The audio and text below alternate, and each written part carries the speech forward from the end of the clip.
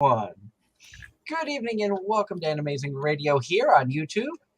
I'm your host, Doug Engler. Joining me in the co-host seats, as always, is our good friend, Mr. Darren Starling and Angela Rose. Hello. I have to say ladies first tonight.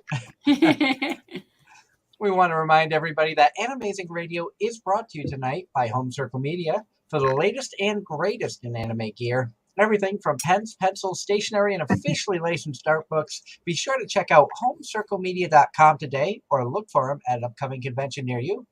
We're also brought to you tonight by Casey Fox for all of your artwork, cosplay, and photography needs. Be sure to check out Casey Fox, that's KAYCIFOXX, on Facebook, Instagram, and TikTok.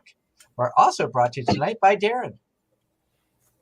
If you're in the Raleigh-Durham area and need lawn service, find me on Facebook, .com/SSS Lawns, and I will reach out to you soon.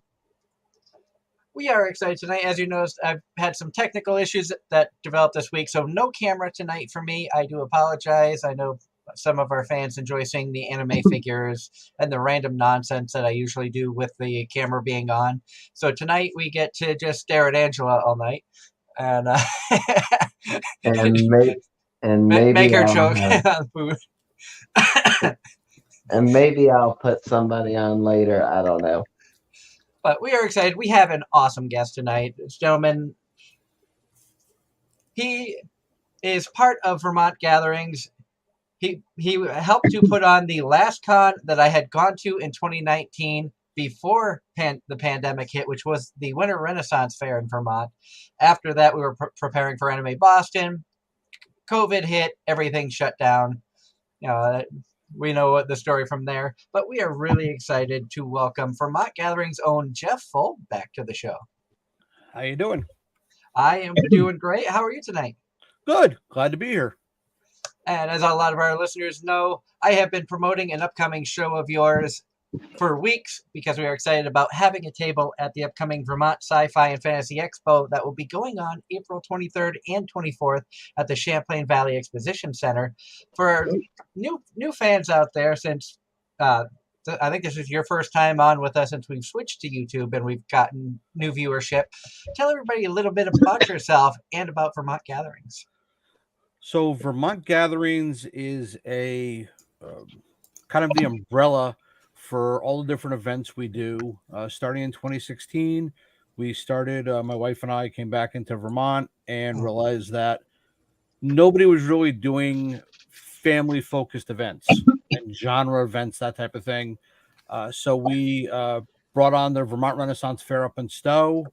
Our first year went incredible. We actually had 3 times number of patrons that the town was expecting. We decided to kind of try our dip our toe in and see what else could happen. Here we are going into 2022. We now have 8 events a year. Our flagship is still the Vermont Renaissance Fair up in Stowe in June. We do a Winter Renaissance Fair, as you said, February at the fairgrounds. We've got the Vermont Sci-Fi Fantasy Expo coming up next month, also at the fairgrounds. We've got the Steampunk Expo, Living History, the Holiday Market. Really, about every 2 months, we have an event going on, and they run the gamut from masquerade balls right up to the Renaissance Fair and everything in between. And we really try and focus on supporting and giving a venue to Vermont and New England artists, crafters, designers, performers, the people that might not be able to fit in or make it to, say, a big show like a PAX or a Boston or New York show, and so that a lot of people who are local don't need to travel to go out and have fun and do that that sci-fi, fantasy, Renaissance, steampunk kind of thing. And you had mentioned that, when you went back to Vermont, you realized that there wasn't a lot of events going on. I know after Jason Moulton had stopped doing Vermont Comic-Con after his 5th year and basically retired from doing conventions because burnout, basically. That there really wasn't a lot going on in Vermont. So it's awesome that you took the initiative, because a lot of people would just turn a blind eye to something like that of, oh, there's nothing going on here, and not think twice about it. So thank you for having the drive to, give people events to go and enjoy. No problem. I mean, it's what I love to do. Like I said, we've got 8 events now. We'll probably get up to about 10 and kind of hold it there and then grow the events we have. It's something I've always been in, operations and management. I actually enjoy putting together shows. I've always said that if I can make a living supporting all of these other small businesses, I mean, we support up to 100 small, mom and pop kind of creative businesses for our events, and do so putting a smile on people's faces. And the stories I can tell you, the kids, the adults, the grandparents, the grandkids, at the different events, then I win. So I guess right now I'm winning. We do it for a love of the genres. I've been a Rennie and involved with the Renaissance fairs as well as sci-fi and that end of it for probably 30 years. Worked my way up through the fairs, and now we're management, and it really is a labor of love for us. Anything we can do to help the communities around here. There's just so much creative talent, whether there's people making costumes, props, comic book artists, musicians. It's a great community to be involved with. And I know, Angela, you were kind of disappointed that this fell on the same weekend as PAX East, because you're going to be at PAX instead of coming up to the con with us. Correct. Sci-fi and fantasy very much my interests, but when multiple events land on the same weekend, well, unfortunate, but yeah, there's not much you can do with so many events going on and only so many weekends available at venues. Especially, I mean, within the state, it's somewhat easy, but when you expand out into Boston, New York, Montreal, it's hard to find an actual open weekend. Yep. And we're hoping maybe next year we'll be able to have her come up and join us, because we're not planning on stopping AZR anytime soon. We're looking at continuing this on for years to come. As a lot of our fans out there know, next Sunday is our 8-year anniversary show. It's kind of nuts to think that, I started the show 8 years ago, and here we are still going strong. Also, quick program reminder for all of our listeners out there: Tuesday night, March 29th, 8 to 10 p.m. Eastern, we will be welcoming Eric Sherman and Mami Okada from Bang Zoom Entertainment will be joining us. So we are excited about that. Definitely tune in for this show on Tuesday night. It is a YouTube exclusive show. We will not be broadcasting on Facebook or Twitch for this show. It is a YouTube exclusive. So you definitely put that in your calendars. You don't want to miss this. It's going to be exciting to bring Bang Zoom back on the show. We haven't talked with them since, I think, 2017. So it's been a while. But getting back on topic tonight, with the Vermont Sci-Fi and Fantasy Expo coming up next month, what can fans expect who are going to be in attendance or are thinking about going to this show, as opposed to traveling to Boston or New York or some other areas that may have events going on? Well, we just today hit our 100th participant, exhibitor, vendor joining us. So the show is growing by leaps and bounds. We actually added 15,000 square feet to the floor plan this year, just to fit more displays, gaming, panels, workshops. It is open to all mediums within the fantasy and sci-fi genre. So we have authors, sci-fi and fantasy. We've got artists who do, paintings, digital artwork, comic book artists, prop makers, cosplayers, game designers, fan organizations. You name the type of person or group involved in these, in sci-fi fantasy, they're probably going to be there. And then we've got a real big schedule of panels, workshops, demos, with a very much a how-to kind of focus. So whether you're interested in learning how to do costuming for cosplay, create a comic, a character, get published, there's going to be a workshop or a panel all day long, both days.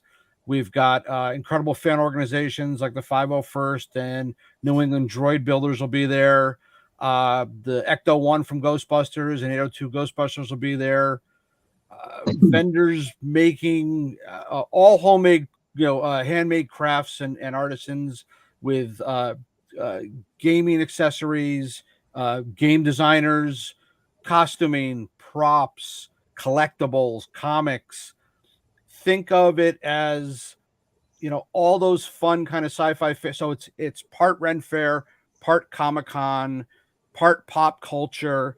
We really didn't want to narrow it, and nothing against Comic-Cons, nothing against gaming conventions. Trust me, I love them all, but we didn't want to kind of narrow the focus because it was, pretty much at that point one of the only events in Vermont. We wanted to pull in everyone. We wanted to give everybody a venue and a home. So we really didn't want to focus on any one group. Everyone's welcome, and if you show with your family, if you show with a group of friends, I'm sure that you'll find something of interest and probably multiple things. And keeping that focus of, Vermont and New England artists and groups, and really trying to give them that support and that exposure to not only the local patrons, but, the state, and depending on if the border's closed, Montreal, New York, New Hampshire, Massachusetts, most of northern New England. And if I can find some really good Vermont maple syrup candy or things of that nature, Darren, I'll try to send them down to you, and so you can get a true taste of the amazingness of Vermont maple syrup, because the name brand stuff doesn't compare.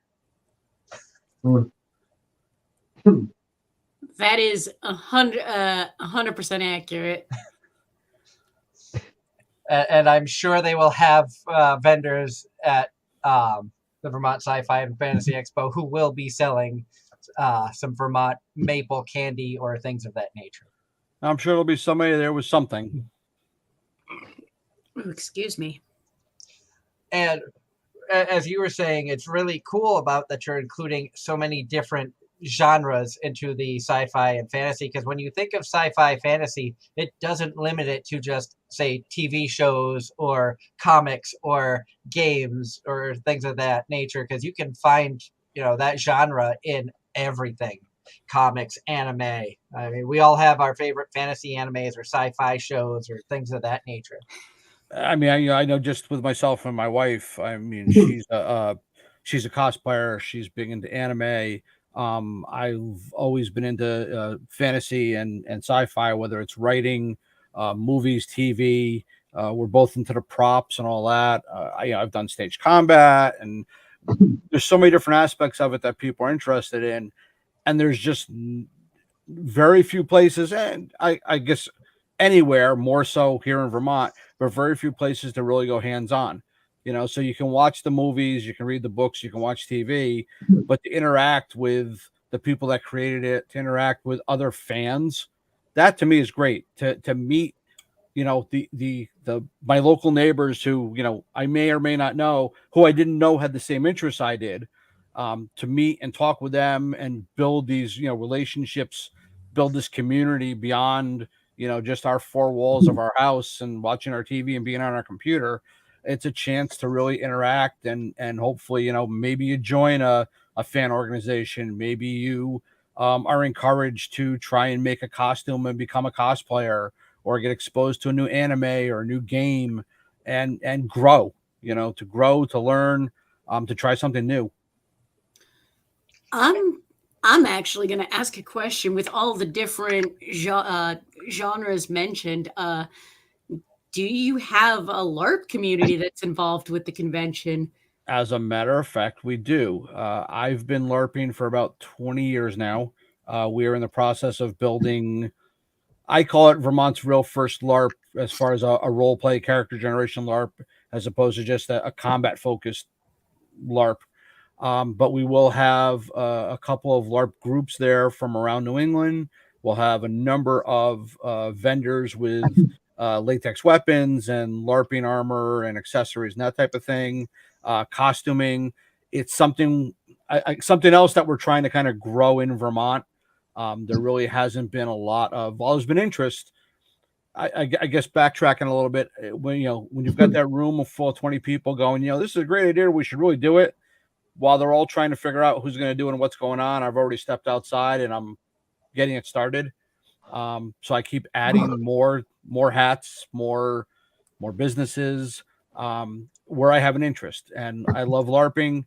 I need an outlet, so I've already made arrangements with some of the help I have and some of the management help, that once the LARP gets up and running, I will work the back end of it. I will help with logistics, but I will have nothing to do with plot, so I can go play.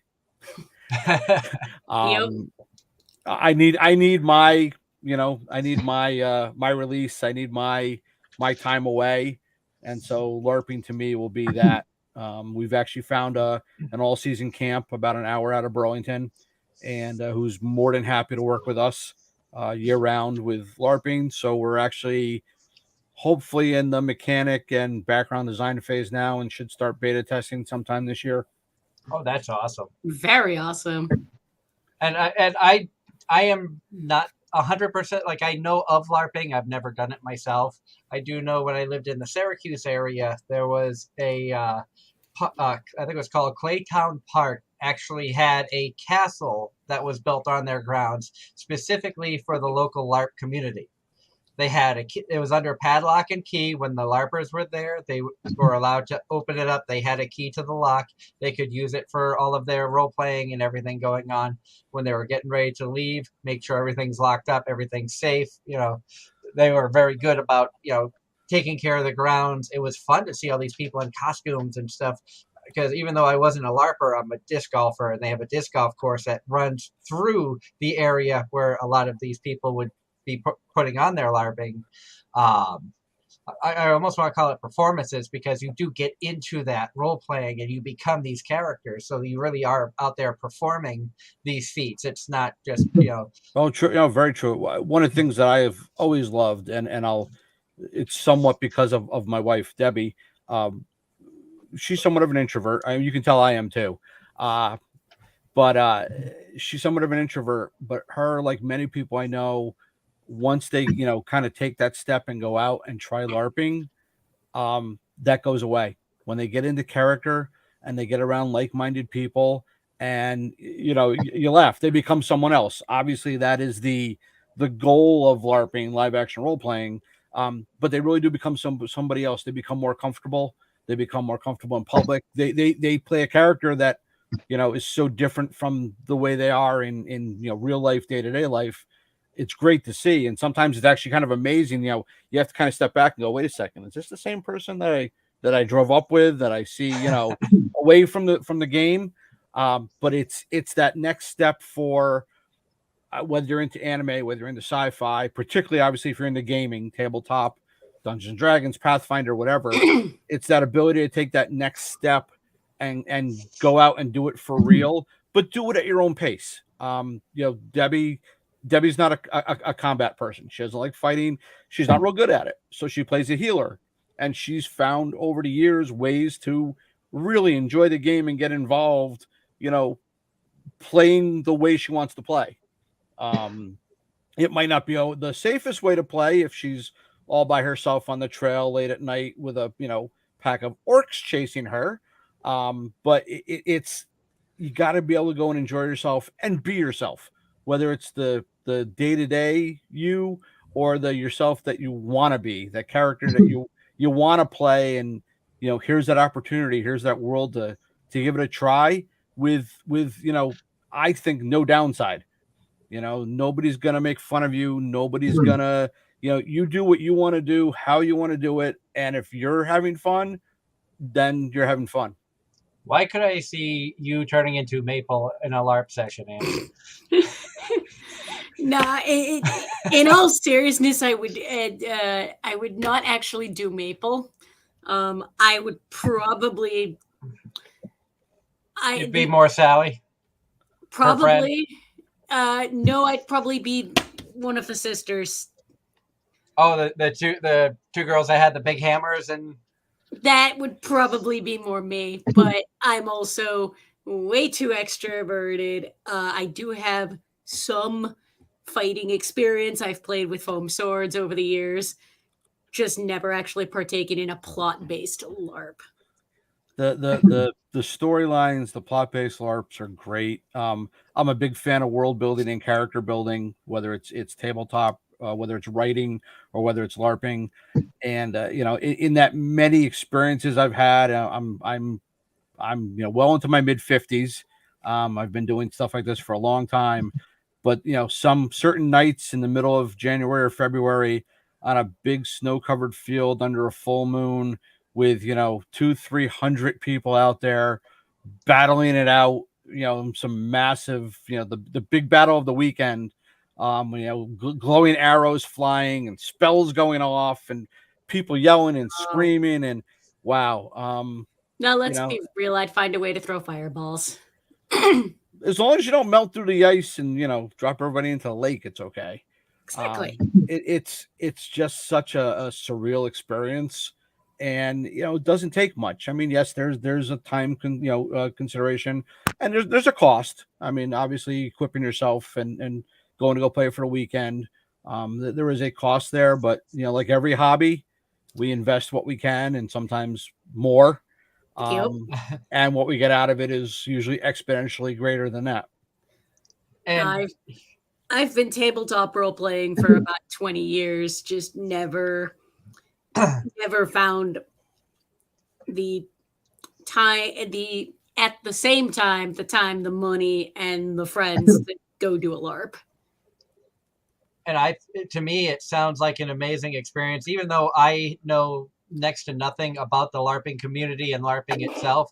I think it would be a lot of fun to go and, and this is where coming through as a podcaster, wanting, content for our fans and stuff, to go out there with permission, of course, to, video some of your sessions so people can get a true feeling of what LARPing is. I think the general public gets a false image in their head of what LARPers are without actually taking the time to understand and learn what you do while you're out there. I would definitely say that in the, whatever 20 plus years I've been involved with it, that only in the last few years has media in general been positive to the hobby. Prior to that, the few times where you've seen it on TV shows or whatever, it was usually negatively portrayed. Now we've got some TV and some movies. Hell, we made it to the Hawkeye TV show. With a I think a very positive portrayal, and more and more people are trying it. They're realizing it's more about the inner geek and the inner nerd, and the people that you wouldn't expect traditionally to be players are. But that's true about everything we do, whether it's role playing, whether it's anime, sci-fi, whether you're a Marvel fan or a DC fan. It's amazing sometimes to you bring up a subject, in company that you wouldn't normally think about might be involved, and all of a sudden you're like, oh yeah, I love that, or I was involved with that. Well, I used to do that. Like I said, I'm a little bit older, and it's over the years. I've had quite a few experiences, particularly in the last 6 or 7 years running these events, where you start talking about, hey, what do you do? What do you do? And we start talking about, let's say, the Sci-Fi Fantasy Expo, and you get those. Oh, I used to XYZ. I used to be involved in whatever, and we all have almost all have our inner geek. It's just a question of whether we still have the time and the want to let it hang out a little bit sometimes. Oh yeah. And Darren, I know that you just muted the mic, I think because of coughing. Darren and I both have had allergies that have been kicking our butts for the last few weeks. But if you're still around, do you have a LARPing community down in the Carolinas where you're at that you know of? Yes, and the reason I know that is because one of my friends in high school, his first girlfriend was majorly involved in the LARP community. I still have her added as a friend on Facebook, and I know she was still doing a lot within that community. I just would see some of her posts. Of course, circa 2020, not so much anymore, but every now and then I'll see something about it. And then also some of the Anime-Zing groups, because there are a couple that exist for the convention itself. I've seen talk about it, and there a lot of times they'll ask at the conventions whose group was involved in XYZ after the fact. Another thing that yeah. I think is another thing I think is really neat about the genres that we're interested in is how much crossover there is. You think about, I don't know, it's a great analogy, but you think about maybe sports. And yeah, there's people that play multiple sports and they might be interested in multiple sports, but people tend to have their favorite and they kind of stick to it. And you think about somebody who's maybe into tabletop role playing, they're into anime, they're into sci-fi fantasy, whether it's reading or something else, they're into LARP, they go to the Renaissance Fair. You tend to see a lot more crossover in these genres, and even within the different mediums. So somebody with tabletop role plays may also write, may also LARP. Most of us are computer gamers. There's a lot of mediums within those genres that we all kind of participate in. And I know for myself and my core group of friends, socialize and do so together. So we will game together. We will go to cons and expos and fairs together. We'll LARP together, and it builds such a great community because you're experiencing all these great things with other people. I'm not telling a story; we're telling that story. And each person kind of tells their part, and it's a lot of fun. Oh, definitely. Going back to the convention side of things with Vermont Gatherings, you were talking about that you're at about 8 events now. We're looking at adding a couple more. What type of ideas have you been thinking about for future conventions through Vermont Gatherings? Is there anime-specific con or more sci-fi type? Or We have to balance Vermont, obviously the size of our population and location and what else is going on out there. So the thing we just tried out for the first time last November and been trying to get it here for a few years now is the armored combat sports. Fully armored, full contact. It's basically MMA and armor.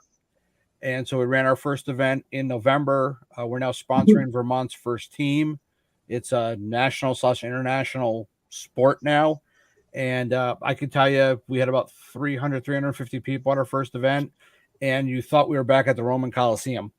The crowd was much different, much more diverse than I expected it to be.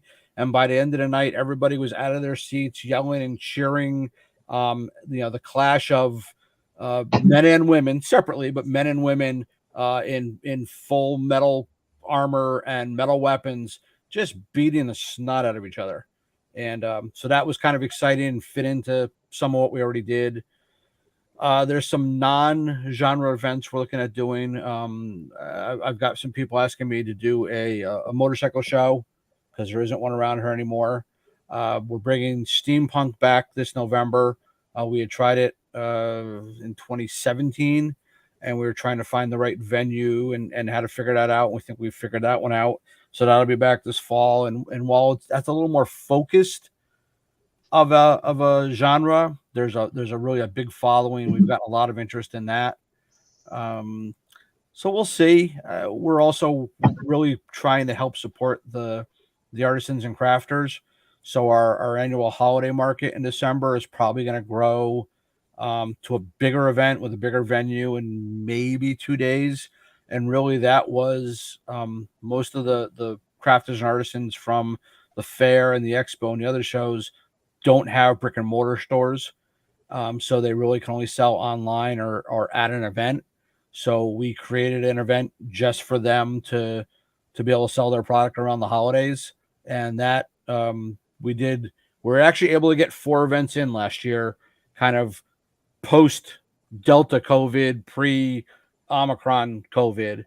And the 3 events that were returning shows were the biggest versions of those events, including the Summer Renaissance Fair was our largest turnout ever. And we doubled the size of the holiday market. And we've just gotten more and more interest since for people to join us. And so that's kind of a give back somewhat to that, crafter community, just to give them the chance to have some holiday sales that they wouldn't normally get. As far as something specifically to anime, there was, and I believe there still is, a local anime con who we've supported before. I'm hoping they will join us this year at the Sci-Fi Fantasy Expo. I'm still waiting for confirmation on that. There are some small events in Vermont, and if we can help out and support them, we'd love to. We'll see. I don't want to go overboard at this point. I want to focus somewhat on growing the events. For being 6 years in on the Renaissance Fair, I still run into people every day of the week that don't know they don't know it exists. Vermont's a very cliquish community, and you can't just advertise on one radio station or one TV station or one newspaper and hit everyone. So our biggest speed bump, let's say, of just having more and more people come out is just them knowing that we exist. So we're spending a lot of time just getting the word out with radio and print and online. We're now working with Comcast. We're going to start doing TV. I love doing. I do a lot of talk radio. Everyone says I have a face for radio, so I enjoy that. And just I've been told that too. Just getting the word out that Vermont Gatherings exists, and all the different events we do, and we're the 20-30 year plan. I'm never going to retire. Whether they push me out in the burning Viking boat into the middle of the Ren Fair, or however it goes, some year, decades from now. I'll keep doing this as long as I can. And I can speak from experience for the Christmas show that you put on, because we vended there one year, and granted, I think it was early on. We've only been doing it a couple of years. When we had it, I think it was 2018, the year that we had a table there. Or no, 2019, because we had moved up here and we found out about it. That's when I had reached out to you. And we had a lot of fun, and it really is nice to see so many crafters and artisans. And around Christmas time, you're going to see all these homemade, holiday ornaments, things of that nature. You see people there who knit, who crochet, who sew, who you see local artists. And I know I think there was a local meadery that was there, and local meaderies. I know we've expanded. We've got people doing clothing, garb, and costume. We've got local knife and blade makers.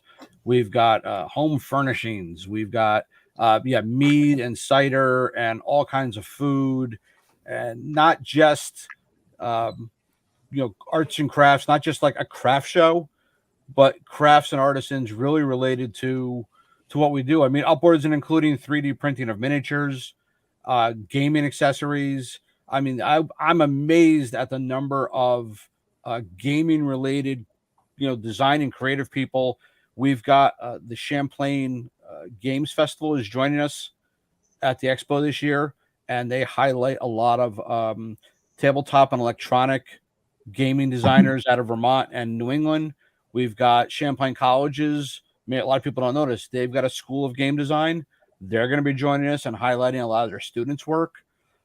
So when I talk about crafters and artisans, it's not just woodworkers and crocheters and candle makers. It's game designers and prop makers, and LARP accessories and costuming. It really is a great creative community we have for all of us and the things we love. And that's one thing, because we've known each other for many years, and I've been a big supporter of Vermont Gatherings for a long time, because I love the work that you guys do in promoting the local businesses, the small people, and we're kind of similar minded here, which that's one reason I started the shows, because I wanted to showcase, yes, some of our most watched shows are when we have voice actors on, because everybody wants wants a chance to ask a question of a Monica Rial or one of these big voice actors from Funimation, Sentai Filmworks, wherever. But I never want to leave out the cosplayers, the artists, the people who work just as hard on their craft as the voice actors do, who really don't get noticed. And I think that's really cool that you try to find people in your community and just showcase them in one location multiple times a year. Well, you got to remember, people are like, well, what about the big name? What about this person, that person, whatever? And sometimes my response is, well, how do you know that this person is not going to become that person someday? That by supporting the local, creative people, the artists, the crafters, the cosplayers, the comic book artists, that a year from now or 10 years from now, they're not going to be that quote unquote famous big name doing the big shows. There's the financial side of things. I actually got yelled at not that long ago, about doing shows in Vermont, and how come you're not getting, famous actors and famous this person and that person? And I said, the reality is it's Vermont. We don't have a huge population. Getting an A or B level personality is very expensive. If we could grow the show to a certain point, I would love to do that, but I also don't want to do it at the expense of the local creative community. And that if our patrons are going to come out and support people and spend their hard-earned money, I would rather have them spend it with the local businesses, the local crafters, artisans, whatever, than necessarily put it into, some B-level actor, who the third zombie killed in the 4th episode of such and such a movie and whatever. That's out there. If you want to, yes, you probably have to travel, but if you want to go to, Boston or New York or Montreal, that type of show is out there. From what I got from growing this to 8 shows and each show growing, what people want is what we're doing right now. And so we're going to keep, kind of moving along in this direction as long as we can. And if at some point we grew these shows big enough that they, would support something else, it's something we would consider, but I would never do it at the expense of what we do now. I think that's a good point, especially for any young conventions out there, anybody who might be watching this, who you're in a first, second year convention and you've experienced some success early on. So many conventions and so many events have a really successful first year that they overextend their budget, overextend themselves, have a crappy second year, and you never hear from them again. It's not an easy thing to do. I mean, I pat myself on the back, but my arms are too short. But it's not an easy thing to do. Running an event, obviously running a successful event. We do 8 or 9 of them now.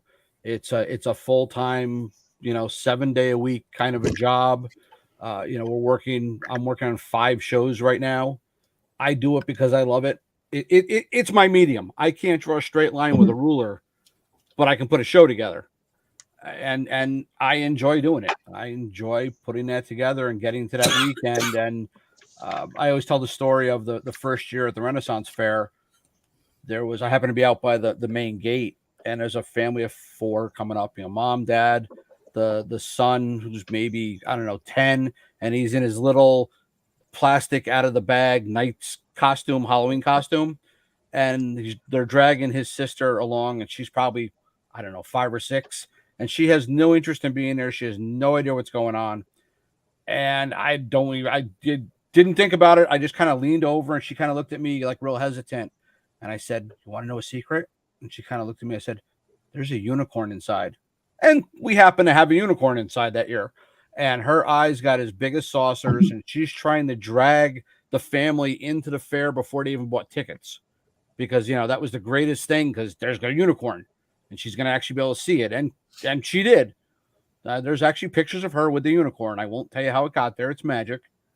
But that's just a great feeling to do that, especially in this day and age. Oh yeah, smiles on kids' faces. It's fun. it's moments like that that make all the stress and headaches and work worth it. It Yup. does.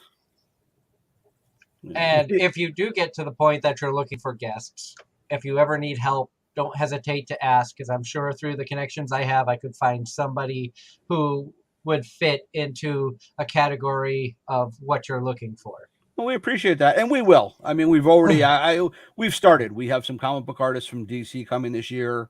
We've got a bunch of additional fan organizations coming and props, and our whole thing is balancing obviously the business side of it with the creative side of it.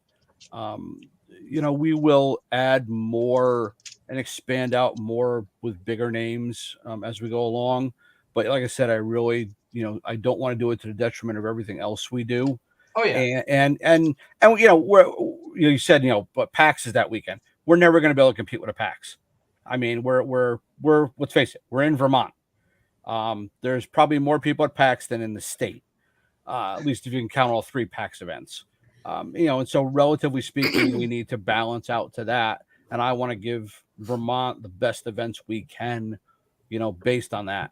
I don't want to overpromise, but I definitely want to keep pushing that envelope a little bit and, bring in more and more fun things. I mean, we're talking about Sci-Fi Fantasy, which is coming up, which I'm very excited about, just for having 100, exhibitors and vendors and participants right now. And that's not 100 people. That's groups and businesses and individuals. But also coming up with the 6th annual Renaissance Fair this summer in Stowe, we've doubled our entertainment budget. So we will have, knights fighting and a pirate encampment and a whole troop of musketeers coming out of Canada and a new joust team and a band I'm really excited to see called Kudu. They're kind of a rocking pipe and drum band coming. And, we'll probably have 100 vendors for that. And the Mead Garden's growing, and we've got some of everyone's favorite food going to be there. And so really just making these fun shows a reason, if you're staying local and you don't want to travel, we won't get into, what's going on in the world and finance around us. But, if you're going to stay local, that there's still something fun and exciting to do with the entire family. definitely, and that's an important thing, especially like you said, in this day and age of what's going on right now. A lot of people are hesitant to travel because of various reasons, and giving them the option of, hey, we don't have to go to Connecticut or New York or Massachusetts to go to a Renaissance fair. We have one right here in our backyards that they may not have known about. And with the internet and technology as we have it now, more people are finding out about these events that you put on. And I think that is a wonderful thing. It's one reason why I've always enjoyed having you on the show, to help get the word out to our listeners and people out there so that they get to find out, Vermont Gatherings is here. They put on a lot of amazing events. If sci-fi fantasy isn't your thing, but you like Renaissance fairs, we got a show for you. And like, you're catering to a bunch of different people. So I think it's important to get the word out that you're here for them, putting on events so that they don't have to worry too far about traveling too far.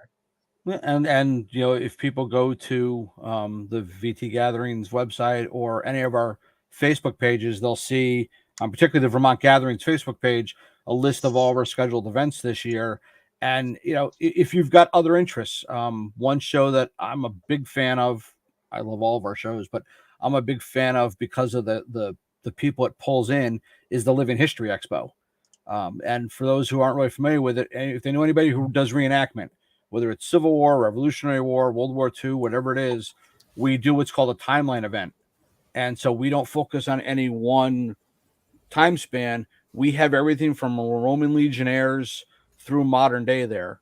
And when we ran it the first year, I'm standing in the middle of the fairgrounds looking at 2 Roman centurions talking to each other while a Revolutionary War fife and drum band marches by and a couple of GIs in a Jeep driving the other direction. And you want to talk about surreal. You're not supposed to see those 3 things. Well, maybe in an anime or a comic book, but you're not supposed to see those 3 things together at the same time. And so that's a great event, both educational side of it, the creative side of it, but talk about just bringing out groups and people and their hobbies and supporting them. And I've made so many friends now in the reenactment community that are just looking for another home and another venue. It was another one of those situations where they lived in Vermont, but they had to travel somewhere else to do their hobby, and hopefully we're giving them a home. Oh yeah, and I know, and with the other events going on, is there any other events that they've put on that you've heard about that you'd be interested in going up for? I'll be honest. Up until now, I had not actually heard of any of them. That said, a lot of it's interesting. It's really the whole scheduling. It comes down to scheduling. That happens. Well, you're in Boston, right? Yep. If I was in Boston, which I probably wouldn't be, but if I was in Boston, I don't know that I would leave. There's a lot of stuff going on down there. There's always something going on in Boston. Same thing with New York, Chicago. Another reason why we do what we do is because we don't have that plethora of I will events say, going on. I will say this. There's Boston's interesting in that there's a lot of large events, but the smaller, like close knit style of events are much fewer. I have been up to Vermont on more than one occasion. I've been actually wanting to get back up there because I do have friends up in Burlington. It's just been between the state of the world, between work, between money, and other life stuff. It just hasn't happened yet. Well, the last few years have certainly been, kind of a void for a lot of us from an event management side. We got out and did the 2020 Winter Renaissance Fair. And a week later, they said, well, we're going to close down for 2 weeks. And we're like, okay, no problem. You're going to close down for 2 weeks. We can do our April show. And then April rolled around and that wasn't going to happen. And I'm like, well, we can do our June show. Well, that's not going to happen. Maybe we can move June to October. And, finally that following June, 15 months later, when it looked like we were going to reopen, and we basically went to the state and the town and we're like, we really need to run the Renaissance Fair this year. Just for everyone's peace of mind, for the business, for, whatever we're going to do, if we're going to reopen, we need to run this event. And it was our biggest turnout ever by well over 1,000 people. And everyone just wanted to get out and do something and be outside. And we were lucky enough to get 4 events in last year, at the end of last year. And now we've already had the Winter Renaissance Fair and, 7 more events scheduled and coming up. And people, I think, are ready to get back out somewhat hesitantly. COVID's still kind of out there a little bit. Everyone's going to be dealing with the finances coming up, and we won't go into the international side of things, but it's we want to give people the ability to get away for a day or two and forget about the problems, whether it's work or whatever, and have some fun. And at least for those locally, I mean, we'd love to have you come up from Boston, but particularly for those within an hour or 2 of us, something local to do. That's really our focus right now. And then we'll grow it out from there. And I know, like, for the summer fair, we get people from as far away as Pennsylvania. We've had friends come up from the middle of the down in the Carolinas, like where Darren is, because it is Vermont. It is fun. Summer fair's up in Stowe, so let's face it, we have a lot of breweries. We have Ben and Jerry's. There's other draws here. So to come up for a really fun Renaissance fair and then go home with a car full of maple syrup and beer and ice cream makes for a fun trip. It makes for an amazing long weekend. Now, on the Renaissance Fair side of things, do you yourself travel to other Renaissance fairs to get an idea of how they're run and how things are going to help you grow yours better, or do you just let things go as you see that they're going good, fix what issues you see? Oh, that question. I love and hate that question. So I've been involved with the fairs for about 30 years now. Started as a patron and then a patron, as an employee, as a vendor, as a part owner of a joust company and a stage combatant, and now as a owner and management. I've been to probably close to 30 fairs in the United States. I usually get to 2 or 3 other fairs every year. I'd like to make it more, but obviously we're a little busy. I've also been to a fair in just outside of Munich, Germany, and now I'm spoiled. That fair kind of ruined everything for me because I don't know that we could do here what they do there. So I've got my book of if rules and laws and money and everything else were no problem, how we'd run a fair here in the U.S. Unfortunately, that's not reality. So yes, we do stay in touch with friends of ours who run other fairs. We do travel around to meet and recruit other vendors and performers. I mean, we always try and keep it fresh. This year in particular, we're really, like I said, doubling the entertainment budget. We've got a ton of new vendors already signed up. So, we want to give people something that they expect, but something new every year for all of our events. But having now been to that fair in Germany, wow. Yeah, there's a little difference when they're actually celebrating their history, their actual history versus what we do. It makes a difference.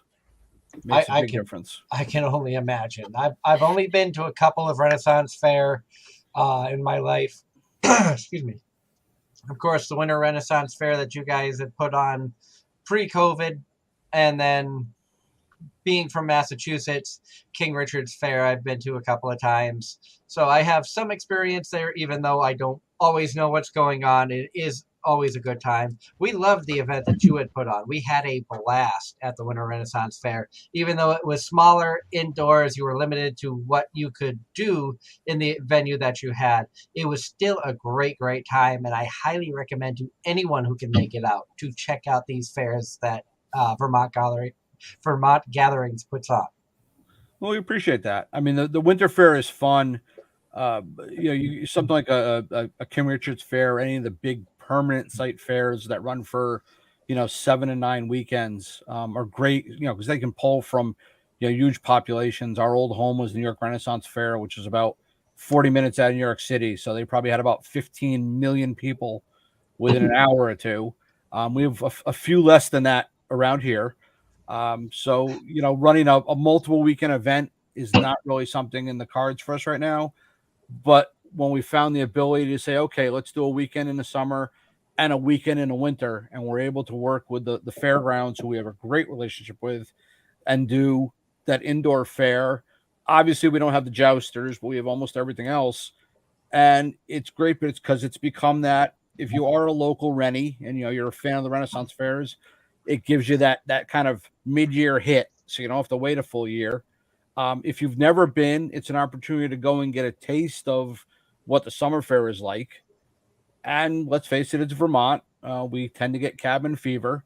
So particularly those first 2 events of the year, the Winter Fair and the upcoming Sci-Fi Fantasy Expo, is a chance to get out, especially post-COVID, to socialize again safely, to get out and get entertained, to see what's going on new, and get ready for, the summer and the rest of the year. And I know I had a question and it just went right out the window. Force of habit. That's a normal thing for me. Gotta love when that happens. I have to write myself notes to remember where my notes are. So, so you know what it's like. Mm-hmm. That is why I have notes saved to my phone for that very reason, because it's rare that my phone is not in sight. And I during these shows, people have laughed at me, but I have 2 notebooks but right at my desk. One is the schedule of the guests that we have coming up, and one is just for notes during the show because it'll be like, oh, I learned something. I need to jot that down, or I will forget by the end of the show. I'm staring at 3 monitors right now because I haven't set up to hang 3 more from the ceiling. So yes, I'm very, very aware of that. You talk about juggling. Yeah, I'm actively working on 5 shows right now, and I guess it would be easier if I don't get the daily email from somebody asking if hey, I'd like to vend one of your shows. I can just imagine how crazy that is. And that's it. Just, I'd like to vend your show. But they don't say which one. Which one or what they do or yeah. So a lot of follow-up emails. How do you break up your day for people out there who might be thinking crazily about starting their own event for whatever genre it may be, whether it's anything from a Comic-Con to anime convention to even like a model railroad train show or Renaissance fair, things like that. How do you try to break up the monotony of putting on one show, let alone 5, with all the information that comes in, talking to so many people? What is something that helps you to sort things out? Well, I monotony is not the right word. It's probably anything but. I think chaos is probably the prime power source for what we do. You've got to be organized in your plan. I mean, it's not going to survive. Won't survive first contact, but you've got to be organized in your plan. As we said with notes, you have to have notes on top of notes on top of notes. I'm just talking about with a single event, not 8 events, to remember what's going on. And you need to kind of follow, as much as people are trying to pull you in a million directions, you need to go from A to Z. When you start that first event, I know of a fair right now that's starting up, south of us, I'll say, without getting into detail, that's trying to open fairly soon, that the town they were trying to open in didn't know anything about it and is not going to issue them a permit. They're already advertising, they're already, signing people up, and they don't have a location. Things have to be in a certain order. You've got to start your business. You've got to make sure that, your venue is set. You've got to make sure you've got people participating. You can't, if you try and do D before C or God forbid Q before F, it's not going to work. There's a way to do it. I always laugh. I always said, I kind of learned this. I taught it to myself. I've got a background in management and operations. I said, it's not like there's a book that tells you how to do this. And then I was asked to teach a couple of classes on event management at Champlain College and found out, in fact, there's about a half dozen books on how to do this. But they tend to focus more on wedding planning and concerts and that type of thing. So maybe I'll have to write a book one of these days.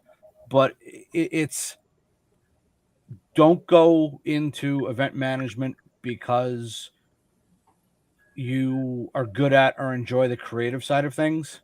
I've worked with dozens and dozens of people who have gotten in the business because they build great product, because they're terrific crafters or artists.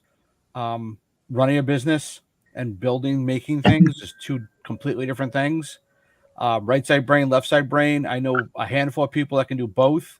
And I'm envious because, like I said, my creative medium is running events.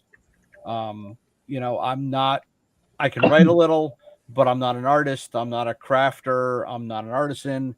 I'm a business person who enjoys and happens to be good at operations, who can juggle and wear a lot of hats. Luckily, I have no hair, so I can fit extra hats on. So it's not an easy thing to do.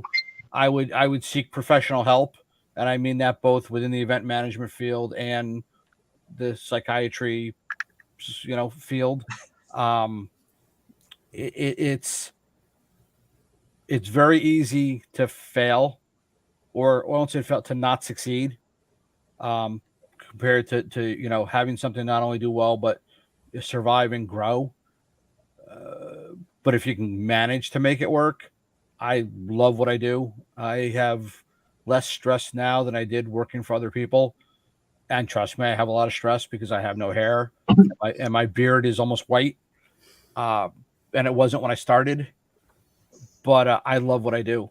And not a lot of people can say that. And while it's, yes, it's entertainment, it's fun. I'm not building something necessarily of tangible importance, but if we're making people put a smile on their people's face, making them forget about the stress of what goes on day to day, if we're supporting small businesses and helping put, you know, some more funds in their pocket and let them grow. And, you know, like I said, maybe some of them someday will become, you know, famous, rich and famous, will be doing big shows and movies and whatever, and we help support that, and then I'm satisfied. Oh, definitely. And you know, talking about the side of things, if you don't know who's going to become, you know, well known in the in their particular industry, whether it's a video game designer who just happened to be early on in designing games, and 5 years from now they design the next Final Fantasy based, you know, and I'm basing that on success level. Everybody knows Final Fantasy. You just don't know who's going to have the next big thing. You know, the one thing that we've always enjoyed doing here is finding young up and coming voice actors, the names that people may have never heard of and have only heard one or two of their characters. And throughout our 8-year history of the show, we've had at least, we were the first official radio interview of at least 12 to 15 voice actors, most of whom have gone from, at the time of their first interview with us, had less than 5 named roles, to where many of them now are in triple digits. That's a positive. That's one of the reasons I do this. So I can understand, you know, the fun of take a chance on these people you don't know, because, you know, like you said, with a sports reference, why do you go to a college baseball league game? Why did I go to the Cape Cod Baseball League when I lived out in Cape Cod to see college kids play? Because I got to see Carlos Pena and hang out and talk with him before he became a member in the big leagues, before he played for the Houston Astros. I got to talk to a lot of these people. I saw Derek Jeter play before he was a Yankee. You know, and you don't know which one of these young kids is going to go up to be the next big star. So that's why I think it's important to support your local small businesses. You go to, like, we went antiquing. We went to some antique shops over the weekend up here in Plattsburgh, and you could see people had rented out spaces in these antique shops to either sell stuff, or you saw some people selling artwork and things of that nature, that, you know, they don't have their own brick and mortar store, so they have to outsource wherever they can to try to make it, you know, bring in income to survive. So I love the fact, like I said before, that you have multiple events where people can do that and they can get themselves known. And that supporting the small business has become even more important these past 2.5 years, just because we saw like Boston there are parts of Boston that still haven't recovered from the pandemic. Oh yeah, we know there are stores permanently closed that will never reopen. We know performers and artists that, you know, just couldn't survive. And excuse me, we were lucky enough to, you know, with the federal and the state government's help, to get through it, and, you know, and be in a position to be able to continue to run the business. And I know over the past 2 years we've, you know, tried to help other businesses to access those funds, and, you know, use our knowledge base and our connections to try and help them out, whether it was loans or grants or whatever. And, you know, we went into this knowing and, you know, telling people flat out that, you know, going into this post-COVID world, that, you know, we'll support you. If you're not in a position to, you know, to cover your fees right now, we'll work with you. I've told vendors and artists, you know, come and do the event. Don't pay us up front. If you have a good weekend, we'll talk on Sunday. Obviously, I can't do that with everybody, but, you know, to somebody who is on that that kind of edge right there that may or may not be able to move forward financially with their business, we want to be there for them as much as we can. And if it means, helping them out with fees at a show or contacts and connections with other events. We now have some of our vendors that, we've introduced to some of the other smaller fairs in New England. As long as you're not doing an event on the same weekend as us, there's no downside for us to help support them. The matter of fact, the Maine Renaissance Fair, New Hampshire Renaissance Fair, and Vermont Renaissance Fair, we're all going to start working together, supporting each other. We're actually going to do a kind of a VIP program where if you go and, get your card punched at all three fairs, because we're in May, June, and July. If you go to all three fairs, we're going to have a special, gift for everybody, because, there's no reason for us not to support each other. There's no reason, we're not competing. Like I said, unless you're on the same day, doing the same type of thing, and that really doesn't happen very often. There's no downside to us as a community helping each other out. And I think that's a cool thing too, where you're working with the other Renaissance fairs to promote each other. And as you mentioned earlier, you're in Vermont and you've talked to people on the daily that don't even know that the Vermont Renaissance Fair exists. So how would they know that other ones exist if it's something they really get into? It gives them a chance to explore other fairs, see other crafters, and it's a win-win for everybody. Mm-hmm. And that's like I said, it's the way we feel about it. As long as we're all there, as long as we can all support each other. Some of the bigger fairs out there, some of the bigger events out there. Well, you deal with them as you do. They live in their own world.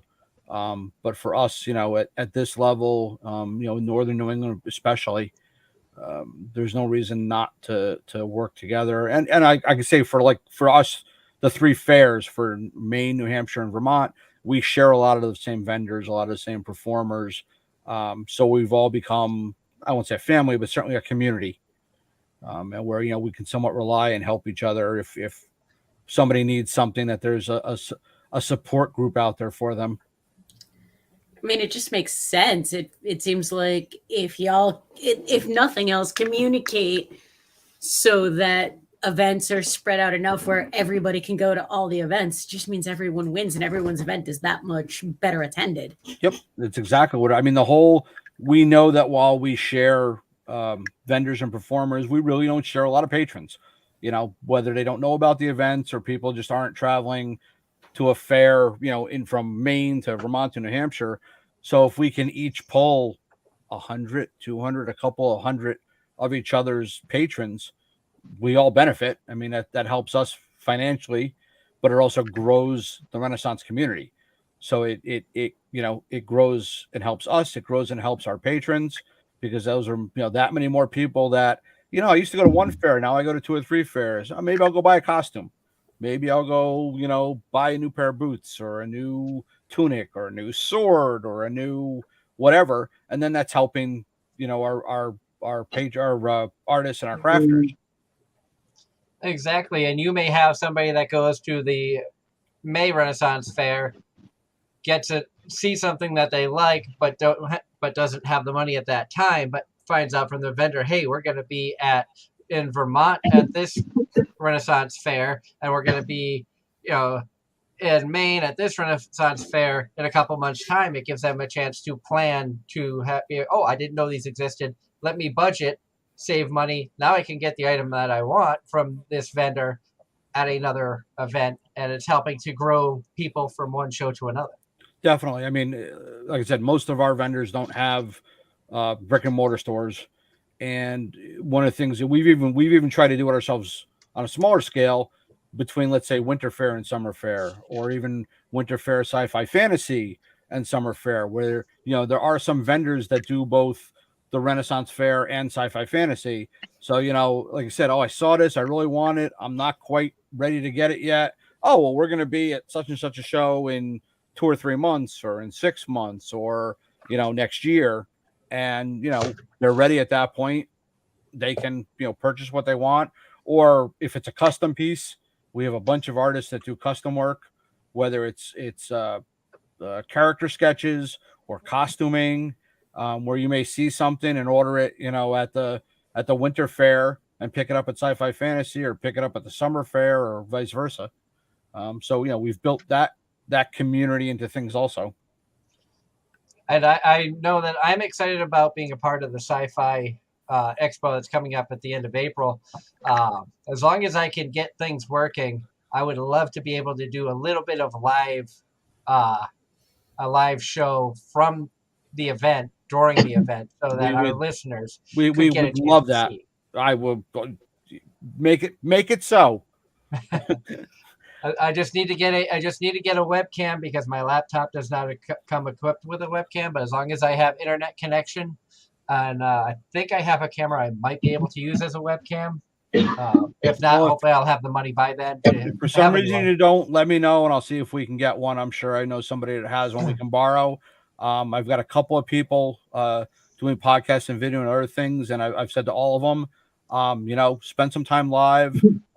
Matter of fact, a friend of mine who is an on-air personality on the radio, who's no longer doing radio, will be there. And I said, him and I always joked about doing a kind of a sci-fi podcast. Actually, we wanted to do a sci-fi radio show, but we'd only have probably about 20 listeners. And, have Star Trek Day, Star Wars Day, maybe red shirts versus stormtroopers. And I think I've got him talked into at least a couple hours a day, both Saturday and Sunday at the expo, to sit at a table with the microphone for the PA system and basically just do not broadcast, but on-site kind of live podcast of just talking to the participants, the patrons.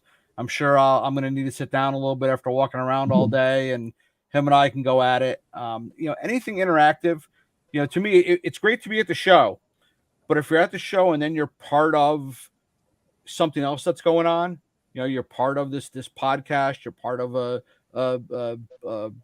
vlog, you're part of anything else that's going on, that just brings everyone together on a whole nother level. Whether you're doing demo gaming and it's on YouTube, we really encourage the participants, the exhibitors, the demo people, to not limit themselves to the four walls, to get that information, to get what's going on, and send it out there into that big world. And it helps them, it helps us. Somebody may see something, like you said, they didn't know exist, and next year maybe we'll see them in person. Exactly. And I want to put anybody who's going to be attending the Sci-Fi and Fantasy Expo in April, when we have our table set up and everything, when we do plan on going live, streaming from there, any vendors, anybody who's in attendance that wants to come and sit and talk with us for even 5 minutes about what you do, what services you offer, to help get their names out there. We would love to have you sit with us while we're live. Granted, I have to figure out more logistics. It's been many years since I have done a live broadcast from a convention, so I have to figure things out, especially with the new broadcaster that we're using. But once I have everything figured out, I'll talk with you more, Jeff, on the side about, okay, this is when it looks like we may be able to probably be more likely to do live broadcasting Saturday than Sunday, because I'm still planning on doing our live show Sunday night. Whatever we can do to help, I think that would be great. And, again, helping to support the participants is even better. Now, you said that you have you've been a cosplayer, LARPer, things of that nature. What originally got you into the genre? What got you interested in being involved in the LARP community? Oh boy. Let's see. Let's go back to young Jeff. Without getting too deep into the story, I was reading science fiction, fantasy, and even history from a very young age. I wasn't big into sports. My mom and dad were never together, alive but not together as I was growing up. So there wasn't a lot of push for me to play Little League or do whatever. So I lived somewhat in my mind growing up. I grew out of that to the point where I spent 25 years basically playing and doing combat sports and everything else. But at a younger age, I spent a lot of time in books and movies and TV. Obviously, there was no internet or computers back then. Yes, I am that old. And then when I went sent away, I guess, to boarding school for high school, and that was right when Dungeons and Dragons came out. So we kind of got involved with that, along with maybe some consumption of alcohol and the occasional breaking into the girls' dorm, but we won't go into those details. But so got involved in role playing, and then by the time I got into college age and got out of college, and luckily was with a group of people who introduced me to the Renaissance fairs, to the Comic-Cons, to LARPing, and I was lucky enough to I don't always to be pulled along because I was very eager to do it, but to get introduced to a lot of these, venues and genres by people that were either already involved or are interested in it. And, just found a worlds that I love, and now have been able to turn, an interest into a hobby, into a living. Now, when you look back at your younger self, if you could tell them that you would be where you are now back then, do you think you'd believe yourself? No. No. I'm definitely not the person I was then. I can state that right up into probably almost my early 20s. With my focus, I grew up in a very business oriented world. I grew up in a very materialistic environment, and was able, luckily, forcefully, to grow out of it. And I've got a lovely wife and a lovely home and 2 demon kitties, and are in the position now, financially and otherwise, and friends and stuff, to enjoy my life, which is great. But what would have made me happy at 21 is no longer what makes me happy now, and whether that was just luck or happenstance. Very happy that it ended up the way it did, because I really love what I do, and I love being involved with the people I'm involved with. And I love having, I won't say getting here was always the easiest. The physical damage I've done to myself, I'm already paying for. When I talk about doing combat sports, between semi-pro paintball for 15 years and owning a paintball field, and doing stage combat and owning the joust team, and getting out of bed some mornings is painful, but I love what I do, and I'm going to do it as long as I can. I think that's why Ange enjoys being part of the RPG tabletop as opposed to the LARP. It's definitely less painful as long as you don't step on those D4s. I have done that. I am extremely accident prone. I bruise easily, and a decade of martial arts experience on top of that. So I too am, and I'm not as young as I appear to be, and subsequently, my body some days just hates me. I think we're all on that same page. Of there are days our body just hates us because of the rigorous beating we gave it when we were younger. Yeah, we played, and now it's time to pay, but that's okay. I can honestly say this is one of the rare times that I'm not the oldest person on the show. Wow, thanks. But I'm not too far behind you, so. And Darren unmuted his mic. What do you have to add, Darren? Would y'all like to hear me keep coughing all night? I figured you had something to add to the conversation. Nope. Or did you just want to chime in that you're still the baby of the group? Pretty much. I mean, if he called 26 a youngin', then yeah, I'll take it. Yeah, you're still the baby of the group. Now, have you been gotten out to any Renaissance fairs or anything like that in your area at all, Darren? No, there really isn't many. I can't say that there has been any Renaissance fairs. At least if they have had some, I'm not aware of it. If I'm not mistaken, a lot of that stuff would tend to happen down in Winston-Salem, I want to say. I don't know why I'm thinking that, but I'm but not I sure think that, about Carol. I mean, there's definitely a bunch along the coast, from Florida up into Carolinas, Virginia, Maryland. Actually, Maryland is probably our favorite. My wife and I's favorite U.S. fair. So there's definitely every state. Well, let's face it. If Vermont has a Renaissance fair, and Rhode Island has a Renaissance fair, every state has a Renaissance fair. So, granted, some might have 12 of them, but there's probably one around you somewhere. I am trying to look up anything in Carolina for Renaissance Fair. They have the Carolina Renaissance Festival set in Huntersville, North Carolina. That's the only one that I am seeing, and I'm seeing multiple links towards it. okay, Mecklenburg. Okay, that's near Charlotte. That's down toward the Triad. Oh yeah, there is a Charlotte Renaissance Festival, Renaissance Fair, Raleigh, North Carolina. Trying to see.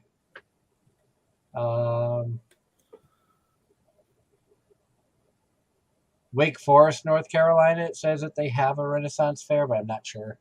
Okay, so apparently the one in Charlotte is one of the largest in the country. Carolina's that's a fairly big fair. Texas is the biggest. Obviously, California is big. New York is big. I was going to say Texas, of course, is the biggest because everything's bigger in Texas. Yeah, there's two big fairs, but TRF, the Texas Renaissance Fair, is, I believe, the biggest in size, maybe even in gate numbers in the country. It's a little different because, as you leave at the end of the day, the people at the gate go, "Forsooth, y'all." So it's a little different feel, kind of that Southern medieval, but it's fun.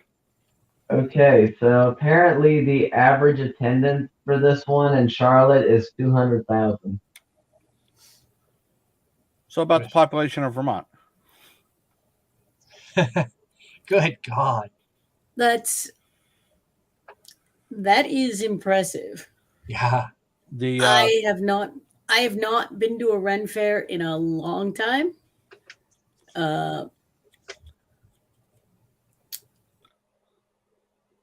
But so the fair I was talking about outside of Munich, which is Kaltenberg Rittenturner, which is the Kaltenberg Knights Tournament.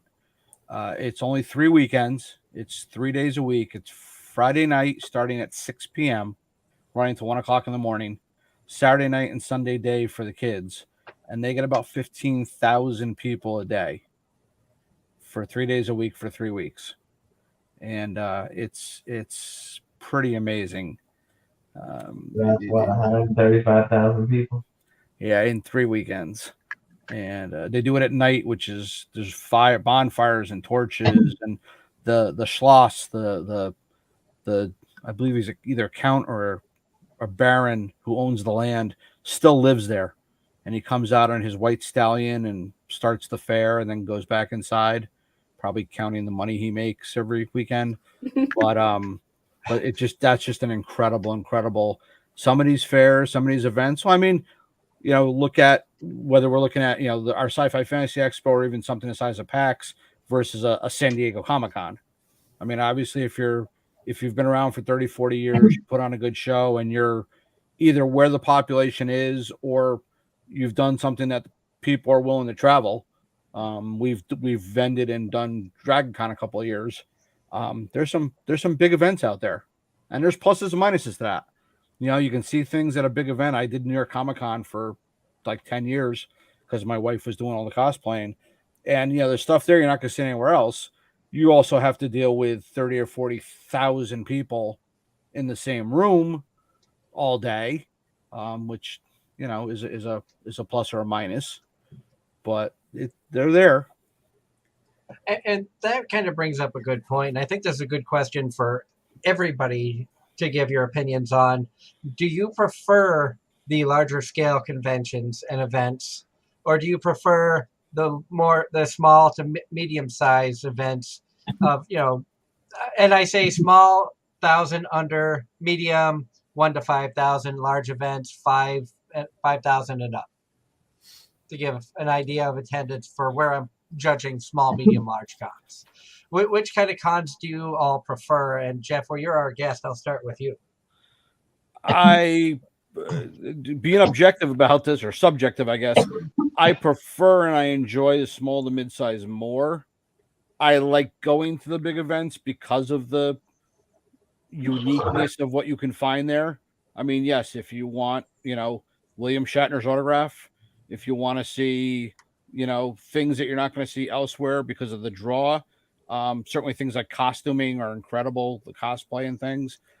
There's a draw to the bigger events, but as far as actually going and enjoying my day and enjoying interacting with things and being able to get into panels and workshops and not have to spend all day waiting in line, I prefer a small to mid-size event because it's a lot more interactive. You want to get into a panel at, San Diego or New York, you're literally going to stand there for hours to wait to get into a panel. And that's, time that's to me wasted, but it might be a really neat panel. Of course, you can watch it online later on. And Angela, we'll jump to you next with that. That's see, it really does depend. I love the large events. I've done my share of waiting in line at PAX East for the one panel that was I'm not missing this panel that year. The experience, it was an experience. I mean, my first trip to Gen Con Indy was extremely overwhelming. There was just so much. I had no idea what to expect, but I had an amazing experience. But again, I too also enjoy the mid-size events where there is no waiting in line, where I can go and spend an entire weekend bouncing from the board game room to the tabletop room to go see my friends in their cosplays. So I suppose it really does go, what am I looking for in an event at that moment? Makes a lot of sense. Darren, how about you? I can't really comment because all the conventions I generally go to are at least 15,000. So I have never really been to a quote unquote small to medium sized convention. In terms of events in general, I do like some of the smaller ones because you never know what you're going to see, and they do tend to be less crowded. But of course, the bigger ones, you are going to see a lot more people, so get to see a lot more cosplay, well, for me, because I mostly go to anime conventions, a lot more cosplay, a lot more vendor options, a lot more guests, generally more stuff.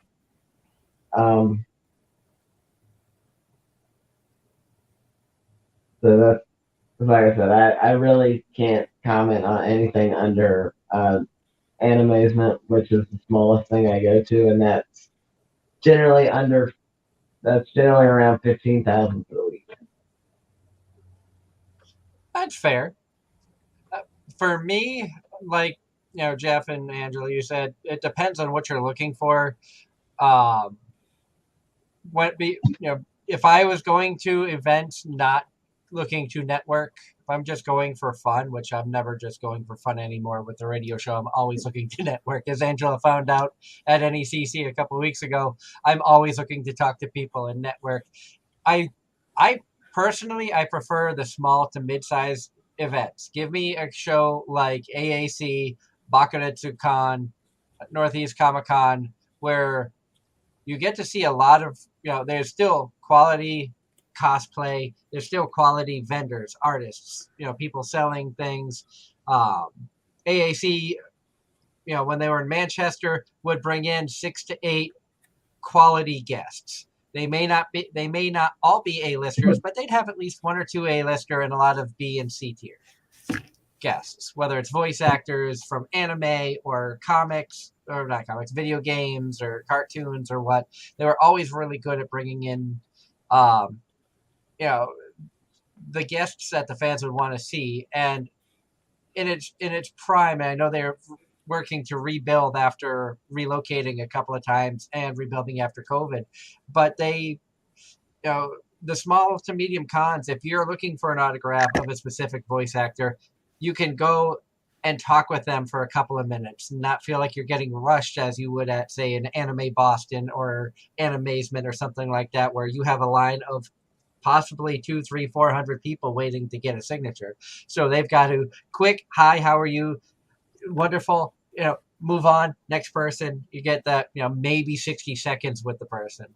On the flip side of that, if I'm looking for specific things, if I'm going to look for figures or specific art pieces of characters or things of that nature, that's where a larger scale con like an Anime Boston, Kineticon, where you have a large vendors hall, large artist alley, where you see a wide number of things. And yes, they bring in a lot of big name guests. I think last year, Kineticon had 20 voice actors from the anime world, not counting the other guests that they had. I think they had all 4 original Ninja Turtle voice actors were there. They had Team 4-Star was there. So they had a lot of great guests. And if you're looking to go for a bunch of autographs, you want to hit the bigger cons. But I prefer the small to mid-size cons because you get a more homey feel, if you know what I'm referring to. It feels more welcoming. You get to see your friends, like you said, Angela. You're able to hang out with friends. You can go tabletop gaming. All of a sudden, you look down. Oh, the panel I wanted to see starts in 15 minutes. You head over there and you get a seat wherever you want, practically. And you don't get that at the larger cons. The waiting in lines, and even sometimes, like Kineticon is so spread out between multiple buildings. If you're looking for a panel, you may be in the wrong building to find it, and it starts in a half hour, and that line's already 200 people deep, so there's no guarantee you'll even get in the room by the time you get to where it's located. So that's one of that is a drawback to the larger scale cons. And that was kind of a long-winded answer, but I know looking forward to the rest of 2022, Jeff, you said you have a lot of events that you're working on, currently 5 right now. Give everybody a rundown of everything you have going on, when it is, and where they can find the information out for each event. So you've got a couple ways of getting dates and information besides the website, which is vtgatherings.com. We've got multiple Facebook pages. We've got the Vermont Gatherings Facebook page, which does have a pinned listing of all of our currently scheduled events. And then each event, the Sci-Fi Fantasy Expo, the Renaissance Fair, the Steampunk Expo, all have their own Facebook pages. So like and follow those, get up-to-date information. Tickets are available online. Schedules of panels and workshops, listings of participants will all be there. As far as the schedule goes, actually, you know what? Let me jump in there, because with this many shows going on, I don't want to quote somebody the wrong date. So we've got the all events are going to be at the Champlain Valley Exposition, the fairgrounds, except for the Summer Renaissance Fair. The Sci-Fi Fantasy Expo is April 23rd and 24th at the fairgrounds, Saturday and Sunday from 10 to 6, both days. Like I said, we've got over 100 exhibitors, vendors, and participants right now. Big gaming track, fan organizations, props, vehicles, cosplay, authors, panels and workshops, artists, comics, a little bit of everything. The Vermont Renaissance Fair is 6th annual, will be once again up in Stowe, June 25th and 26th. And if you don't believe unicorns exist, in between the musketeers, the joust, the archery competition, the turkey leg, the mead garden, the bagpipes, you can see the live unicorn. A new show, the Vermont Preparedness Expo, is coming July 23 and 24, and that's just a non-genre show with winter storms and winter driving in Vermont, and what happened in Texas with the grid going down, and food prices and everything else. We just wanted to do a show to bring all of the kind of expertise and knowledge together for how to be prepared for a natural or man-made disaster.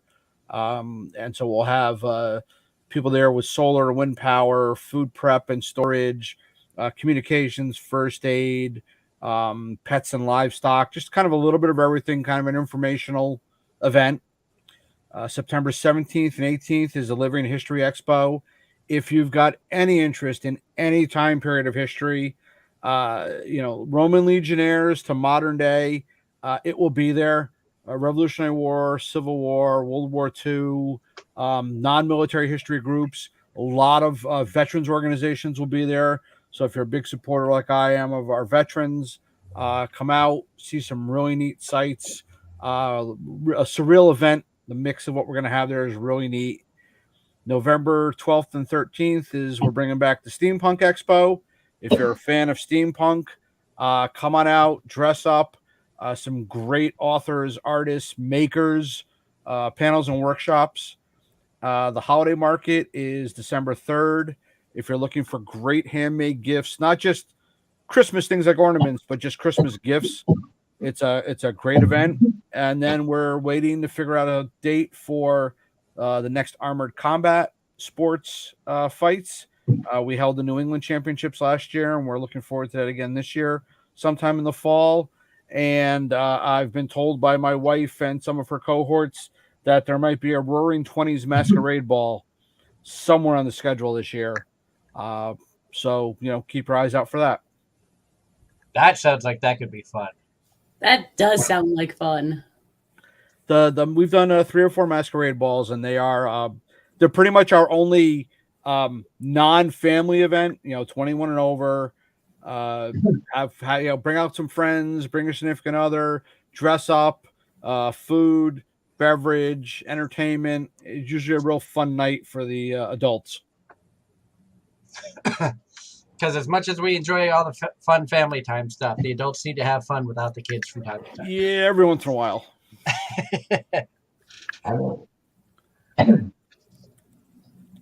And you really have so much stuff going on. It amazes me as that you can keep all this stuff together, and like you said, a lot of good planning. And I thank you to yourself and the team you have behind you who helps you with all these events.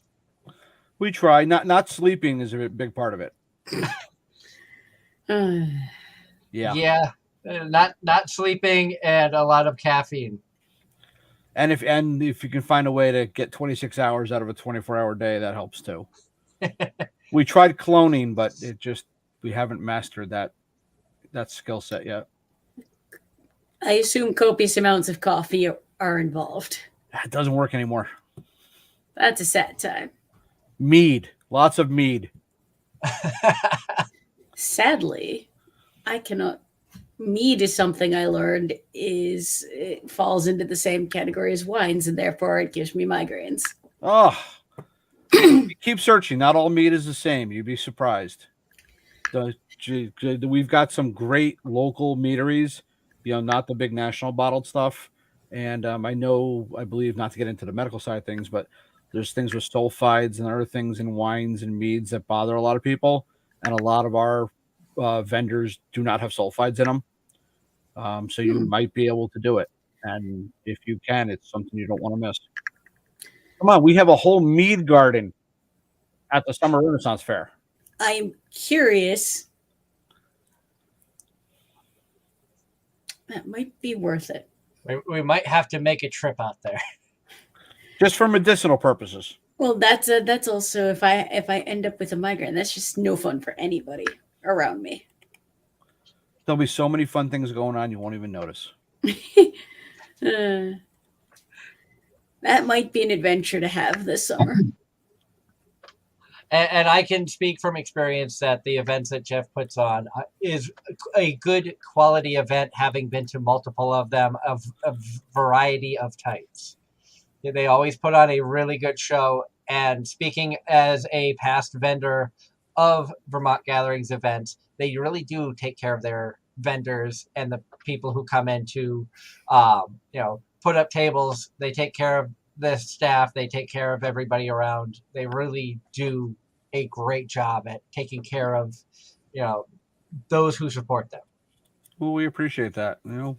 We support them, they support us, and we can all keep having some fun. And that's one reason why I keep reaching out about, okay, well, you have an event going on. Plus, you're right across the lake, so it's not far from me. No, we are somewhat local.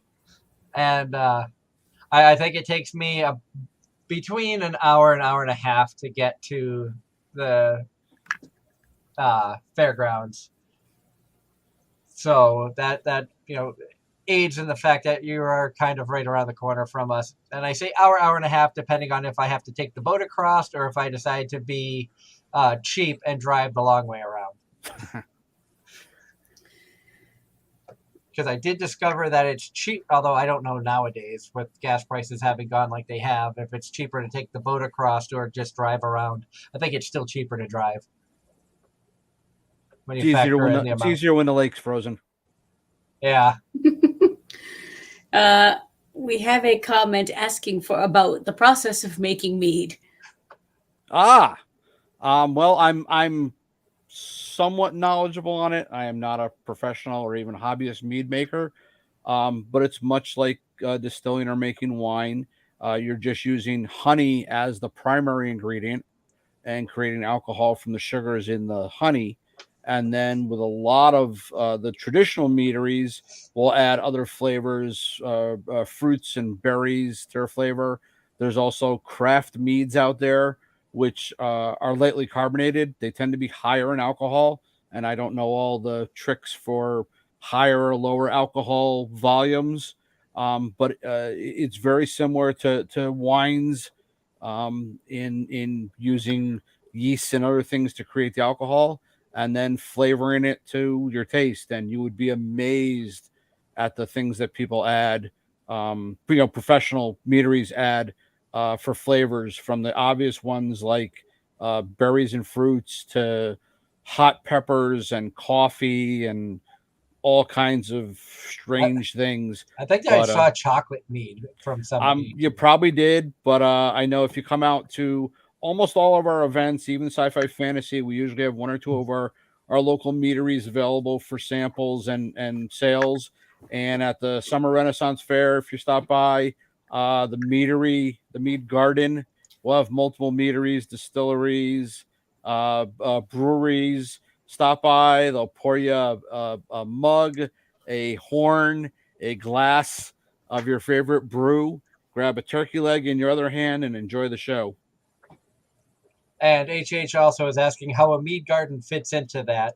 Well, if you've ever been to a modern event and been to a beer garden, it's the same type of thing, but it's a Renaissance fair. So we have mead.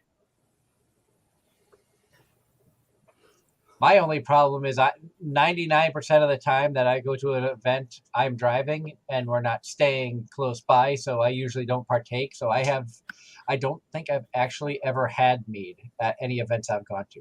You can always sample. I mean, sampling's good, and our meaderies, our distilleries, and all are great with samples, because a lot of people haven't tried mead before, or some of, let's face it, Vermont has probably the highest percentage of distilleries and breweries and possibly even meaderies of any state in the union. We're kind of famous for that, and while we don't make it a primary aspect of what we do, we do incorporate it into some shows like the Summer Renaissance Fair. And because we're introducing a lot of people from in and out of state to what we do, they're real good about offering samples. and then you take some home and enjoy it from the comfort of your couch. And see if we can ship some down. There we go, Darren. We could make the trade. We could ship some meadery down to you. You can ship some good stuff up to us. I have to say, how do you want your mower?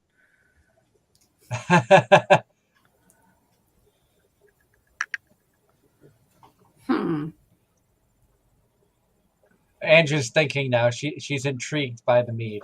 Oh, I'm intrigued by all of it, but trying to figure out how to make it feasibly work with her scheduling. Well, no, there's also the last time I had Mead, I ended up with a migraine, so there's that to take into account. Do yourself a little research. It's probably the sulfides. A lot of commercially bottled wines and meads that are going to sit on a shelf for a long time have sulfides in them, and a lot of the small micro wineries and micro meaderies and breweries and stuff purposely don't put the sulfides in there. And if that's what's bothering you, it won't. I have a family member who has the same problem and can't drink a lot of things and has tasted a lot of these local brews, as we say, with no issues or problems. That is good to know. And that is good to know. It boils down to work budget and scheduling. But you've definitely got my interest. Well, that's step one. Worst case scenario, if you know somebody who lives maybe an hour and a half away who's willing to get you some and ship it down to you. I wonder who's talking about. I wonder. Must be talking about Darren. Yep. Sure, why not? I do have to make a comment about the figures you have up there, Darren. I am so happy that Rias has kept her top on, or is that not the figure? That is the figure. Okay. Believe me, I had a hard time getting that thing to stay on. For those of you wondering what we're talking about, the high school DxD figures that Darren has on his camera, the one with red hair and wings, the top does come off to make it a adult version. And about to say, and her chest is soft too. In that case, I just want to mention that costuming is welcome at all of our shows. It must be tasteful, and we are family shows, so certain things are not allowed. Maybe at the masquerade ball, but not at the Ren fairs and expos and things. So costuming is always welcome, never required, but please be tasteful. And be respectful. Yes. That definitely, and as we talk about on the show in the past here as well, as cosplayers, be respectful to those around you who will want photographs and interactions. Those of you looking to take photographs of cosplayers, be respectful of them and their space. If you see they're busy, if you see they're eating or doing something, wait until they're done, or say, hey, I would love to get a photo of you when you're ready. And it gives them the option to A, prepare, B, they can find you later on. You can have a set meeting spot or something like that when they're ready to do things. So be respectful both ways. Also of all the vendors and artists and dealers and everybody who has tables and stuff set up, be respectful of them. They put a lot of hard work into it. A lot of normal attendees never see the work that goes on hours before the doors open or hours after the doors shut to the general public. A lot of hard work goes into the table setups. So try to be as respectful as you can to all the vendors and dealers at these events, because they do, I've seen not just artists, but I've seen vendors who it takes them 3 or 4 hours to set stuff up. And it takes one careless move to knock down a display that may have taken them an hour and a half for multiple people to get just how they wanted it. So be mindful of that too when you're at these events. I'll also add that, even if you're unable, maybe not necessarily interested or unable to afford a piece right now or something, if you like somebody's work, let them know you appreciate it. Let them know you like it. Let them know you're interested in it. I think anybody who's a crafter or artisan, always wants to know that somebody appreciates their work. And sometimes the best thing you can do is grab a card from that person and keep it. So often I have seen people who have taken business cards and you find them in trash receptacles and stuff like that. If you're just going to throw it away, don't take the card. But if you're going to take the card, hold on to it. I literally have a large box of business cards from every event I've gone to and collected cards. I still have a stack of business cards on my computer desk in front of me from NECC a couple weeks ago. People whose artwork I enjoyed, people who I enjoy talking to, and potential guests for future shows. So definitely, take the time, talk with the people. Obviously, if you see an artist or a vendor and they have a ton of people at their table, don't sit there and try to have a 20-minute conversation, because obviously they're going to be distracted. But if you do have questions, keep it short. Most vendors and artists would love to talk with you about what they do. And also, if you're looking for something specific and you can't find it, most artists are open for commissions as well, so don't be afraid to ask about pricing for commission work. A lot of artists do make most of their money off of commissions, not just the work that they sell that's already pre-done. Yeah, besides costuming and things, I know we're going to have a number of artists who are going to be taking commissions, whether it's a character piece or a sketch of themselves as a character. I know there's going to be a number of artists there looking forward to taking commissions. So other things just to keep in mind if you are going to the Vermont Sci-Fi and Fantasy Expo, April 23rd and 24th. I'm going to keep promoting this because I'm excited. It's going to be my first time tabling for AZR in years. Going to be a good show. Tickets are available online now or at the door both days. More information, like I said, Facebook, vtgatherings.com. We've added 15,000 square feet this year. We do have some space left. So if you're interested in vending, paneling, demoing something, feel free to get in touch with us. You can always email us at info@vtgatherings.com. Same thing with the Renaissance Fair or any other shows we do. If you have questions, ask. And once again, we want to thank Jeff for taking the time to come on and hang out with us today for a couple hours. It's always fun chatting with you. Always a good time. And we'll see you in, about a month? In about a month. For scheduling, we want to let everybody know that we do have a very special show this Tuesday. I mentioned it at the top of the show. I can't stress it enough how excited I am to welcome back the CEO of Bang Zoom Entertainment, Eric Sherman, and the casting director, Mami Okada, will be joining us for a live 2-hour interview. Really excited. It's been many years since we last had them on, so you don't want to miss this show. It is a YouTube exclusive. We will not be airing it on our other channels. This is an exclusive live YouTube show. So you definitely want to be there Tuesday. Next Sunday, April 3rd, is going to be our 8-year anniversary show. We are really, really excited. It's crazy to think that I've been doing this for 8 years. Along the way, we've had many amazing people who have joined us in the co-host seats. We're really excited to have Darren and Angela as our co-hosts now. And I thank you guys for coming along for the ride from here on till whenever we decide we've had enough. So far, it's been one heck of an adventure, and I look forward to what the rest of the year has in store. And we might have lost Darren. Entirely possible. Very possible. Well, we do have... Darren is dead.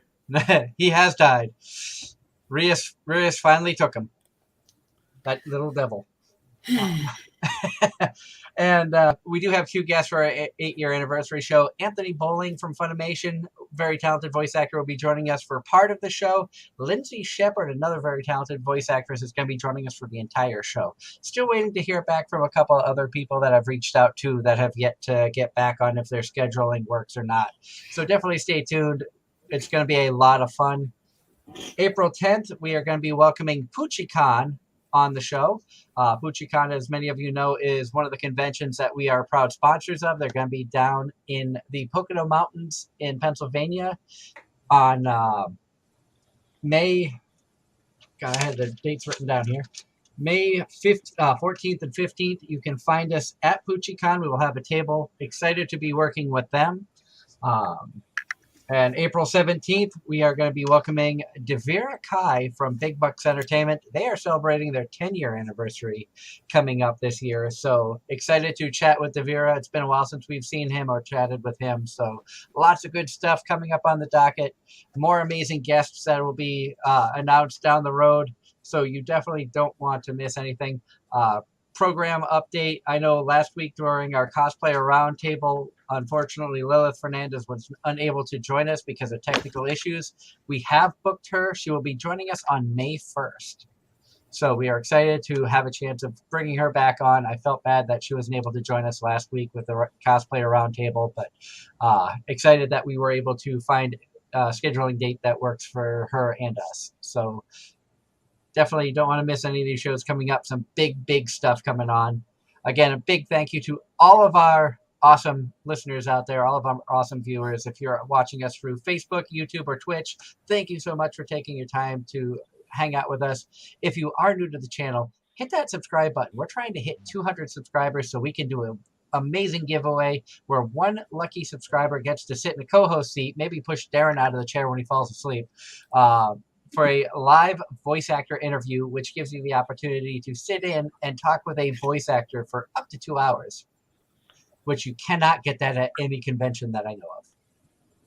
So that is an awesome opportunity. We also have a goal. We want to hit 500 subscribers at least by the end of the year. So help us hit that goal. We can't do it without you, our wonderful fans and listeners out there. Share our show. Get Anime-Zing Radio's name out there. We want to continue to grow and continue to provide amazing entertainment and quality guests for all of our listeners and viewers out there.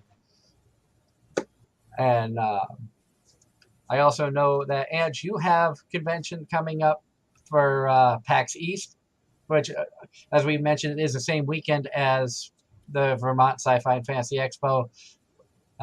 What are you expecting to see with PAX East, and what can people expect to find there? I will actually be working as one of the enforcers for the event, so schedules have not gone out for that, so I will be around. People can come find me when I'm not working. I will probably be in the games area because there's lots of, from what I hear, lots of games to demo, lots of games to play. And I'm going to put her to work, and when she's not working for the con, I'm going to see if she can try to get us some interviews. put her networking to use at an event I can't go to. Well, we'll see. Again, a big thank you to Jeff Folb from Vermont Gatherings for joining us tonight. It has been a lot of fun. Thank you, and we'll be around. And definitely be sure to check out all of the events that Vermont Gatherings puts on if you're able to. The Summer Renaissance Fair sounds like an amazing time. I haven't made that one. The Winter Renaissance Fair was a blast. The Holiday Craft Fair was a great time, and I'm really excited about the Sci-Fi and Fantasy Expo. So definitely come on out if you're in the area. Check these shows out. They always, as I said, they put on quality shows, and I can say that from experience of going to multiple shows of theirs. I'm not just saying that because Jeff's on the show. These are my honest opinions. I'm not going to blow smoke and mirrors up anybody's butt. But we are just about out of time until Tuesday night when we have our special Bang Zoom show, which I am still like beside myself that we're going to have Eric and Mommy back. I hope everybody has a wonderful week. Stay safe out there. We will see you right here Tuesday night for another Anime-Zing Radio right here on YouTube. Have a wonderful night, everyone.